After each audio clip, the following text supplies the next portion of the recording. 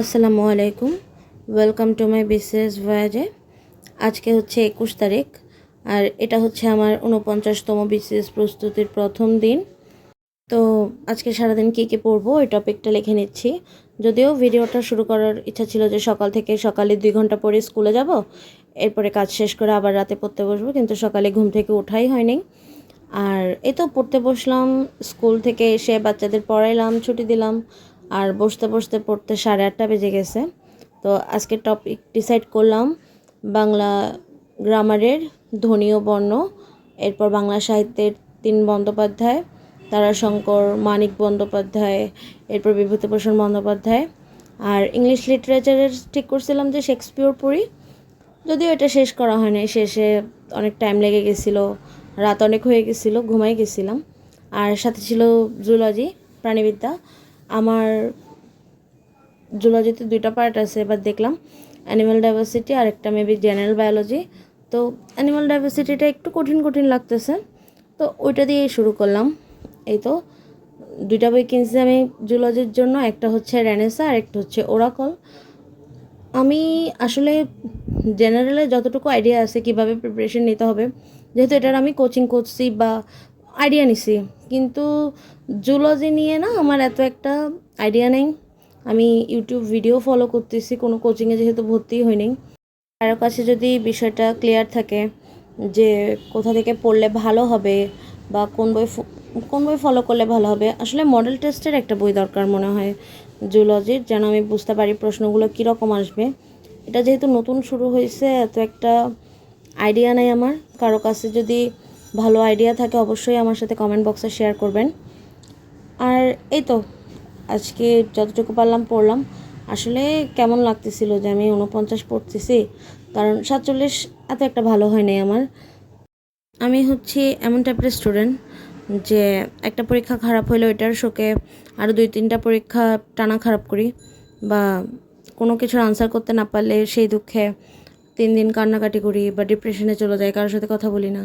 কিন্তু 47-এর কারণে আমি অত ডিপ্রেস ফিল করতেছি না, কারণ সামনে 49 বিসিএস আছে। এখন 47 নিয়ে কান্নাকাটি করলে 49টাও দেখা যাবে খারাপ হবে।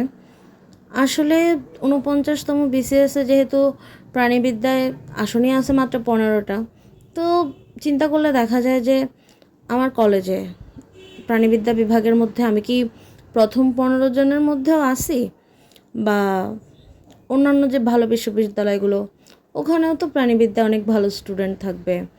এরপরে সারা বাংলাদেশে কতগুলো প্রাণীবিদ্যার স্টুডেন্ট থাকবে, 15 জনের মধ্যে কি সত্যি আসা সম্ভব? হ্যাঁ, অনেক চিন্তা ভাবনা করি, হবে কি হবে না জানি না। না হলে হয়তো অন্য কোনো এক্সামে পারবো, প্রাইমারি হোক বা অন্য কোনো জব হোক, এনটিআরসিএ হোক। যদি এনটিআরসিএতে একবার আমি রেকমেন্ডেশন পাইও জয়েন করি নেই, সামনে হয়তো কঠিনও হইতে পারে, হয়তো সামনে আমি আবার চান্স পাবো না, কিন্তু দেখা যাবে, কিছু না কিছু তো হয়ে যাবে। আর কিছু না হইলে আমার নলেজ বাড়বে, পড়ালেখাগুলো করতেছি, নলেজটা হয়তো আমি বাচ্চাদের পড়ানোতে কাজে লাগাইতে পারি।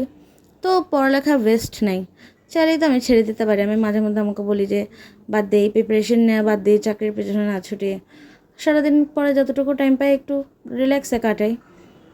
দেখা যাক, আর কিছুদিন কষ্ট করি।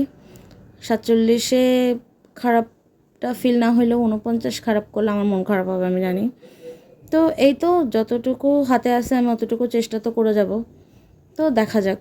এই তো তো বাংলা গ্রামারেরটুকু প্রথমে তো পিটুয়ের বই থেকে পড়ছি, এরপর আবার ধ্বনির টপিকটা আমি অগ্রদূত থেকেও পড়ছি, সাথে এমসিকিউগুলোও প্র্যাকটিস করছি।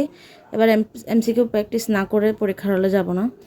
এরপরে জুলজি পড়লাম আর রেনেসা বইটা থেকে, তো বাংলা গ্রামার আর হচ্ছে জুলজি, এটা পড়তে পড়তেই অনেক রাত হয়ে গেছিলো। তো ভাবলাম বাংলা সাহিত্য আর বই থেকে না পড়ি, আমার নোট করা আছে শর্টকাট, ওইটা থেকে পড়ি।